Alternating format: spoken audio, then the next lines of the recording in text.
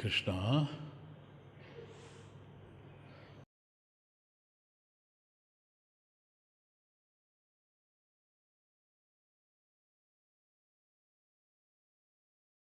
సచ్చిదానందరూపాయ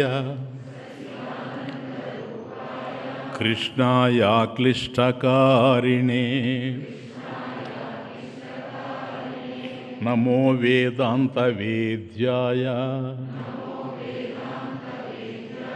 గురవే బుద్ధిసాక్షిణే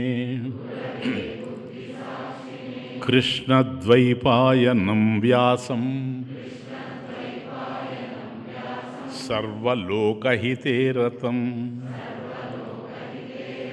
వేదాబ్జభాస్కరం వందే శమాదినిలయం మునిం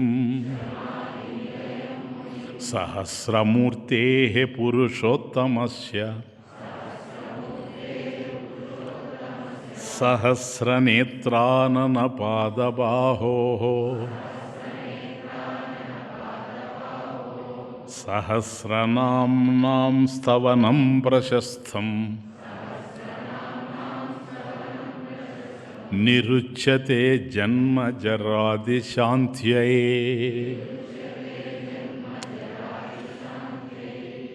29వ శ్లోకం 33వ పేజీ. సుభుజో దుర్ధరో వాగ్మి మహేంద్రో వసుదో వసుః నైకరూపో బృహద్రూపః శిపివిష్టః ప్రకాశనః. 265. సుభుజః అంటే ఆయన భుజాలు ఎట్లున్నాయంటే చాలా సుందరంగాను శుభకరంగాను ఉన్నాయి అని అర్థం. అందువల్ల శోభన శబ్దం అంటే శోభనాః భుజాః, శోభనాః భుజాః జగద్రక్షకరాः అస్యేతి సుభుజః ఇది. కాబట్టి శోభనాః భుజాః, ఆయన భుజాలు చాలా సుందరమైనటువంటివి, శుభకరమైనటువంటివి. ఏది పరమేశ్వరుని యొక్క భుజాలు. ఇవి జగద్రక్షకరాహ, ప్రపంచానికి రక్షణ ఇచ్చేటువంటివి. అంటే ప్రపంచ రక్షణార్థమై, జగద్రక్షణార్థమై గొప్ప భుజములు కలిగిన వాడు అని అర్థం. కాబట్టి పరమేశ్వరుడికి గొప్ప భుజాలు ఉన్నాయి ఆయన. ఇప్పుడు మనం అవతారాల్లో కూడా చూస్తుంటాం కదా. ఇప్పుడు రాముణ్ణి చెప్పాలనుకున్నప్పుడు ఆజానుబాహుం అరవిందదళాయతాక్షం రామం నిశాచర వినాశకరం నమామి అని అంటాం కదా. అట్లా పరమేశ్వరుడు శోభనాః భుజాః, చాలా సుందరమైనటువంటి అందమైనటువంటి భుజాలు కలిగినవాడు, చేతులు కలిగినవాడు అని అర్థం. ఇవి ఎట్లాంటివి అని అంటే జగద్రక్షకరాహ, ప్రపంచానికి రక్షణనిచ్చేందుకు. అందుకే, అంతేగాని అదేదో పెద్ద ఊరేగింపు అని కానీ, లేకపోతే అది ఒక అందమని కానీ, ఆకర్షణీయమని కానీ కాదు. ప్రపంచానికి రక్షణ ఇస్తాడు అనేది అంతరార్థం. ఇప్పుడు సాధారణంగా మనం చూస్తే ఒక శ్రామికుడు ఉన్నాడు అనుకోండి, ఒక మెకానిక్. అతను కష్టపడి పనిచేస్తాడు, రోజు ఉదయం నుంచి సాయంత్రం వరకు అలా పనిచేస్తేనే ఆయన జీవితం గడుస్తుంది. కానీ మీరు ఒక్కసారి చూస్తే అతని చేతులు చాలా హార్డ్గా కనపడతాయి. ఎక్కడైనా చూడండి, మీరు ఒక మెకానిక్ ఉన్నాడంటే చేతులు కనుక పట్టుకొని చూస్తే చాలా హార్డ్గా కనపడతాయి. భుజాలు కూడా అట్లాగే ఉంటాయి. ఎందుకని? ఉదయం నుంచి సాయంత్రం వరకు అటువంటి హార్డ్ వర్క్ చేస్తాడు కనుక. హీజ్ అ హార్డ్ వర్కర్, అట్లా వచ్చింది ఆ పేరు. కాబట్టి కష్టపడి పనిచేసేవాడు కనుక ఆయన యొక్క చేతులు భుజాలు ఇవన్నీ కూడా గట్టిగా ఉంటాయి. అట్లా పనిచేయని వాళ్ళకి ఉండే అవకాశమే లేదు. ఎగ్జాంపుల్, నేను ఎవరు అవసరం లే, సరేనా? ఎవరిని పిలిచి చూపెట్టినా ఆశ్చర్యపోతారు. నన్ను ఎవరైనా పట్టుకున్నప్పుడు ఆశ్చర్యపోతారు. ఎవరన్నా ఆశ్చర్యపోతే పర్వాలేదు, కానీ మంత్రదీక్షిస్తున్న సమయంలో గురువే ఆశ్చర్యపోయాడు. అలా పట్టుకొని ఇదేంది ఇట్లుందా నేను ఎందుకనంటే ఎవ్వరికి ఉండదు ఇట్లా, మీరు చూడరు అంత మెత్తగా. ఎందుకని తెలుసా? చిన్నప్పటి నుంచి ఏ పని చేయనీయలేదు నన్ను, నేను ఏ పని చేయలేదు, ఈవెన్ ఆడుకోవడం కూడా తెలీదు. అంతా ఈయంతోనే సరిపోయింది, లేకపోతే 19వ సంవత్సరానికి యజ్ఞం చేసే అవకాశం లేదు. కాబట్టి ఎప్పుడైతే మనం పని గట్టిగా చేస్తారో, హార్డ్ వర్క్ చేసేటువంటి వాళ్ళకి చేతులన్నీ కూడా చాలా కఠినంగా హార్డ్గా ఉంటాయి కదా. మరి భగవంతుడికి ఎందుకు ఎట్లుంటాయి సుభుజాహ అనేది ప్రశ్న. మన అనుభవంలో ఉండేటువంటి దానిలో నుంచే కదా మనం అర్థం చేసుకుంటాం. కాబట్టి ఒక హార్డ్ వర్క్ అని చూస్తే వాటి చేతులు గట్టిగా ఉన్నాయి. స్వామికి ఇంత సున్నితంగా సుకోమలంగా భుజాలు ఉండడానికి కారణం ఏంటి? శోభనంగా ఉండడానికి, సుందరంగా ఉండడానికి, శుభకరమైనటువంటి ఇది ఎందుకు వచ్చింది అని ఆలోచిస్తే ఓ ప్రశ్న పడుతుంది ఎవరికైనా. కొద్ది కష్టపడి పనిచేసేటువంటి వాడికే చేతులు ఈ విధంగా కఠినంగా ఉంటే సృష్టి స్థితి లయం చిన్న విషయమా ఇది? ఎప్పటి నుంచో జరుగుతూ ఉందో. ఇంత చేసేవాడికి ఇంకా ఎంత గట్టిగా ఉండాలి? రివర్స్లో మెత్తగా ఉండయి, పువ్వులను పట్టుకున్నట్టే ఉండయి. కారణం ఏంటో తెలుసా? ఆయన ఇవన్నీ చేశాడు కర్త, సృష్టికర్త, కానీ అకర్త. అర్థమవుతుందా ఇప్పుడు శాస్త్రం? అకర్త కాబట్టి చేసినా చేయనివాడే ఈ ప్రపంచంలో, చేసినా చేయనివాడే. అందువల్ల ఆయన భుజాలు ఆ విధంగా ఉన్నాయి, చేతులు కఠినంగా లేకుండా భుజాలన్నీ కూడాను శోభనంగా ఉన్నాయి. పసిబిడ్డ చేతుల్లాగా ఉన్నాయి యథార్థంగా. పసిబిడ్డ చేతులు ఎట్లాగైతే మెత్తగా ఉంటాయో, ఎందుకని? వాడు ఇంకా ఏ పని చేయలే, పసిబిడ్డే. రేపు వాడే కాస్త 10 సంవత్సరాలు అయిన తర్వాత మనం పట్టుకుంటే చాలా గట్టిగా ఉంటాయి వాడి చేతులు. కానీ ఆ పసిబిడ్డకి ఎట్లా ఉండాలనో స్వామికి కూడా అట్లా మెత్తగా ఉండాలి. ఎందుకని? ఈ ప్రపంచంలో ఆయన చేయగలిగింది ఏమీ లేదు, ఆయన అకర్త అని చెప్పడానికి. అంతేగాని ఆయనకు ఒక రూపం ఉండి చేతులుండి అది కాదు, ఆయన అకర్త. కాబట్టి అదే సమయంలో అయ్యా ఈ ప్రపంచాన్నంతా నడుపుతాడు. తను ఏది చేయకుండానే కేవలం దృశ్యమాత్రేణ ప్రపంచాన్నంతా కూడాను నడుపుతాడు. అందుకని సుభుజ. ఇది 265వ నామం. నెక్స్ట్ 266 దుర్ధర. ధర అంటే ధరించడం కదా. దుర్ధర అంటే దుఃఖేన ధార్యతే. అది దుఃఖేన ధార్యతే అంటే సులభంగా ధరింపబడేవాడు కాడు, మనకు అలివయ్యేవాడు కాడు, మనకు లోబడేటువంటి వాడు కాదు. సులభంగా దుఃఖేన ధార్యతే. ఆయన్ని ధరింపజేయాలంటే, అంటే ఆయన్ని మనం వశపరుచుకోవాలి అంటే చాలా అది దుఃఖంతో కూడినటువంటి పని అంటాడు. అంత దుర్లభమైనటువంటిది. ఎందుకని స్వామీజీ? దుఃఖేన ఎక్కడ? దుఃఖేన ధ్యాన సమయే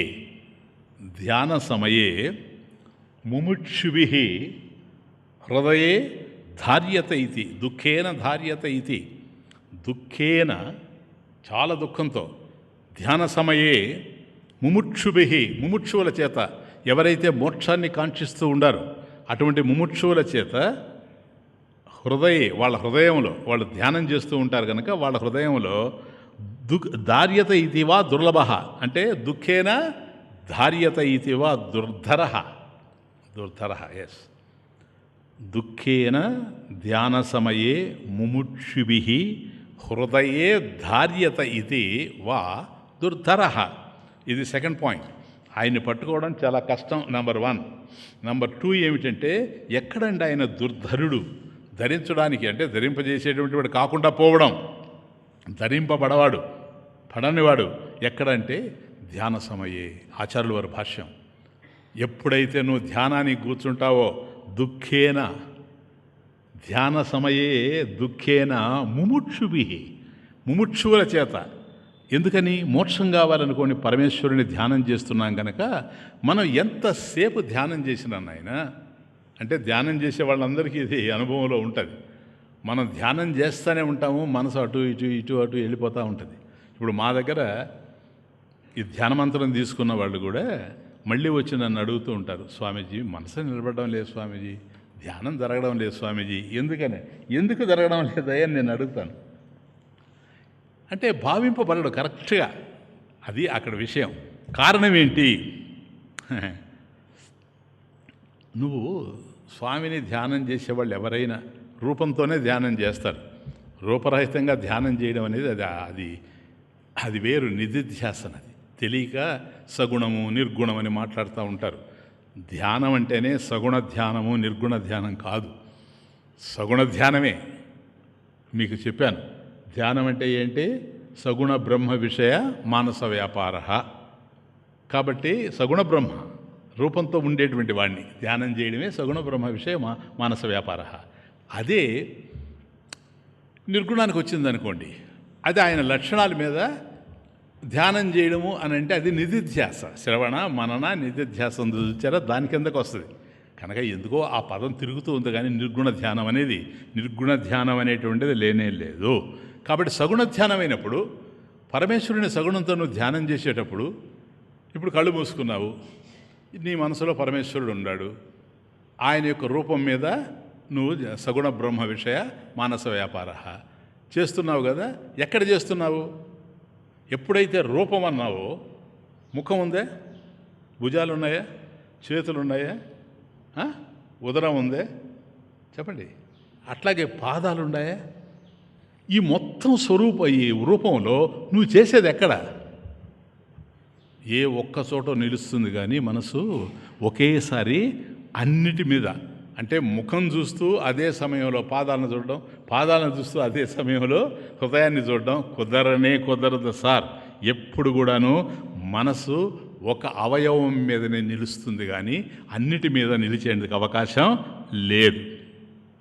ఎప్పుడైతే ఒక అంగం మీద నీ మనసు నిలిచిందో, నీకు ఎక్కడైతే ఆసక్తి ఉందో, ఇప్పుడు భగవంతుడి యొక్క ముఖాన్ని చూడాలనుకుంటూ ఉంటే నువ్వు ముఖాన్ని చూస్తూ ఉంటావు, ఇంకేం కనిపించదు నీకు.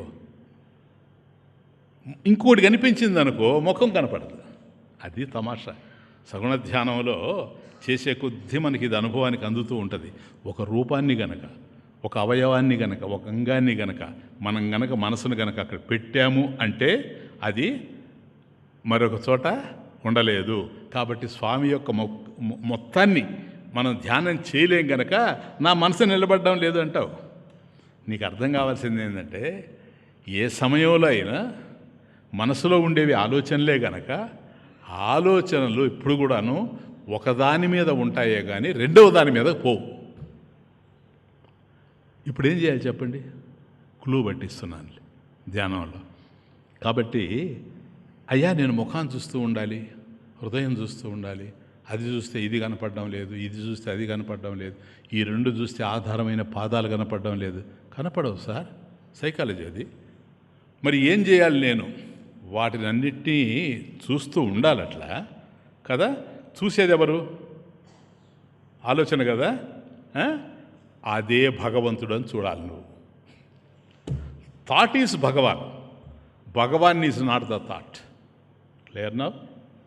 సంకల్పం ఏదైతే నీకు వస్తూ ఉందో ఆ సంకల్పం ఎక్కడి నుంచి వస్తూ ఉంది? చైతన్యం నుండే వస్తూ ఉంది. కాబట్టి సంకల్పం అనేది చైతన్యమే, చైతన్యం కన్నా వేరుగా లేదు. కానీ చైతన్యం మాత్రం సంకల్పం కాదు. క్లియర్? కాబట్టి అల అనేది సముద్రమే, కానీ సముద్రం మాత్రం అల కాదు. ఇది నీకు తెలుసుకుంటే నీకు ఏ ఆలోచన వచ్చినా అది భగవంతుడే. See the point. ఏ అల లేచినా అది సముద్రమే, ఏ ఆలోచన వచ్చిన సంకల్పం అది భగవంతుడే. ఆయన ముఖం కనిపించింది అనుకోండి, అది భగవంతుడే. ఆ సంకల్పం ముఖారవిందం అనే సంకల్పం భగవంతుడే. ఆయన పాదాలు కనిపిస్తే భగవంతుడే. ఇప్పుడేమైంది? నీకు ఏ ఆలోచన రాని, కలత లేదు, చెలించిపోవడం అంటూ లేదు. ఇప్పుడు ఒక ఆలోచన వచ్చి రెండవ ఆలోచన వచ్చే లోపల మధ్యలో ఏముంది? ఒక అల లేచి అది పడిపోయి మళ్ళీ ఒక అల లేచే లోపల మధ్యలో ఏముంది? సముద్రం ఏముంది? ఒక సంకల్పం లేచి అది పడిపోయి మళ్ళీ ఒక సంకల్పం లేచేలోగా మధ్యలో ఉండేది చైతన్యం. రెంటికి నడుమ చోటున్నది, దాటే వారికి అది తెలిసి,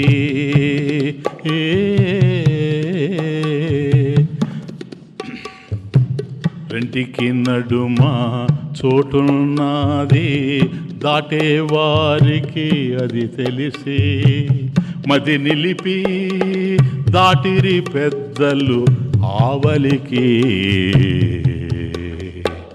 రెంటికి నడుమ చోటున్నది, దాటే వారికి అది తెలిసి మది నిలిపి దాటిరి పెద్దలు ఆవలికి. ఉన్నదిగాంచవే ఓ మనసా, వేరుండు లేదని సత్యము తెలుసా. ఉన్నదిగాంచవే ఓ మనసా, వేరుండు లేదని సత్యము తెలుసా. ఉన్నదిగాంచవే ఓ మనసా. కాబట్టి ఒక ఆలోచన లేచి అది పడిపోయి మరొక ఆలోచన లేచే మధ్యలో, ఎట్లాగైతే ఒక కెరటం లేచి అది పడిపోయి మరో కెరటం లేచే మధ్యలో ఉన్నదంతా కూడా సాగరమేనని ఎట్లాగైతే నువ్వు తెలుసుకున్నావో, ఒక సంకల్పం పడిపోయి మళ్ళీ రెండవ సంకల్పం లేచేదానికి మధ్యలో ఉండేది ఎవరంటే చైతన్యం, పరమేశ్వరుడేది గారుగా రెండవది కాదు. ఇప్పుడు ఇది గనక తెలియకుండా నాకు అక్కడ నిలబడలేదు ఇక్కడ నిలబడలేదని కనుక నువ్వు అనుకుంటుంటే, నిలబడలేనిది ఏదో అది భగవత్ స్వరూపమే కానీ రెండవది అయ్యేందుకు అవకాశం లేదు. ఇది మెడిటేషన్లో వెరీ ఇంపార్టెంట్ పాయింట్. జనరల్గా ఈ పుస్తకాల్లో దొరకవు ఇట్లాంటివన్నీ కూడాను. కాబట్టి మీరు ఇలాంటి చోట ప్రవచనాల్లో తెలుసుకోవాలి, బోధలో తెలుసుకోవాలి. ఇప్పుడు అర్థమైందే మీకు? అది సగుణ ధ్యానము. తెలియకుండా చైతన్యంలోకి వెళ్ళిపోతే ఆ చైతన్యం నిర్గుణం అయిపోతుంది, అంతే, ఇంకేమీ లేదు. Very good. అటువంటి వాడు ఇట్లా ఉండాడు గనక మనకు దొరకడు గనక దుర్ధరహ. కాబట్టి అతి కష్టం మీద ఇప్పుడు మీకు తేలికవుతుంది మర్చిపోకపోతే, లేకపోతే దుఃఖేర ధార్యతే. ఎంతసేపు సాధన చేసినా ధ్యానం చేసినా మనసు నిలిచే అవకాశం లేకుండా ఉంటుంది నాయన. ఇప్పుడు ఇంకోటి కూడా ఉంది. ఈ దుర్ధరహ అంటే పృథివ్యాదీని, అంటే ఈ భూమి మొదలైనటువంటివి ఆదీని, పృథివ్యాదీని లోకధారణని, పృథివ్యాధీని లోకధారణాన్ని అన్యై ధారయితం, అన్యై అంటే వేరే వాటి చేత, ధారయితం అశక్యాన్ని.